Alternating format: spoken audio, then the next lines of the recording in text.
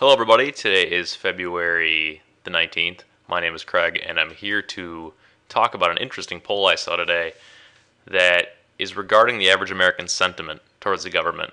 And I'm not just talking about a poll where they say everyone's pissed off and we're going in the wrong direction, which, I mean, pretty much you see all the time. We know people are angry. But this poll asked an interesting question. It asked, is the federal government enjoying the consent of the governed? So, is the federal government consented to do so, to be the government? And if that sounds familiar to you, that's actually from the U.S. Constitution, which says governments derive, quote, their powers from the consent of the governed. So the question is almost word for word out of the Constitution. And so that would lead me to believe if the governed, you and I, don't consent, then the powers would be unjust, because it says they derive just powers from the consent of the governed. So according to the polls, that's the situation we're in. We are under an unjust government. Only 21% of voters believe the federal government enjoys the consent of the governed. 61% disagree, and whatever the remaining percentage is, don't know. But 61% of people don't give the consent of themselves to be governed. I think that's pretty telling. So that basically means our government's illegitimate. People are starting to realize as much, and they're starting to realize that other people are starting to realize, because the question is not, if you do feel consented, they said, do people have the consent? So people know that people don't give the consent. Everyone.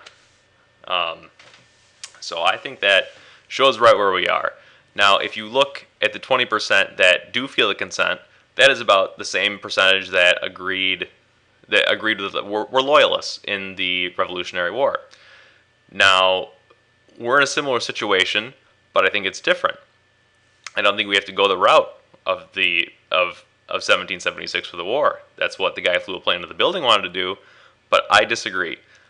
And I think we have a different chance to do something different because of the power of the internet, because we can have a mass awakening of people through ideas. Now, if you're confused and if you're not sure what you think you should do, I like to look to the Founding Fathers, because they always seem to have figured out every problem we face now 230 years ago. It's like Nostradamus, some of the things they say. Here's a quote from Thomas Jefferson. I love peace, and am anxious that we should give the world still another useful lesson by showing them other modes of punishing injuries than war, which is as much a punishment to the punisher as to the sufferer.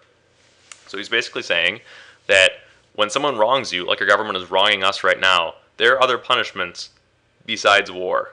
And war is as much a punishment to whoever you inflict it upon as yourself, because you're going to lose a lot of life and suffer a lot as well. So I thought that was an interesting quote based on what happened yesterday with the guy who flew a plane into the building and the situation we're in, where people feel pretty much the same way as they did at the time of the revolution. So I think we should punish the government through other means. We should tell people what we think. We should make ourselves heard, make other people make themselves heard, and through peace and truth and telling people these kinds of things, we can punish these crooks. We can not punish ourselves, and we can reward ourselves through a reformation of government, a peaceful one, and we could have stable prosperity for many years to come. So I thought that was an interesting poll, and I thought it related well to what's going on, and I'd like to hear what you think. That's all I got for today. Thank you for watching, and I hope everyone has a great weekend. Bye.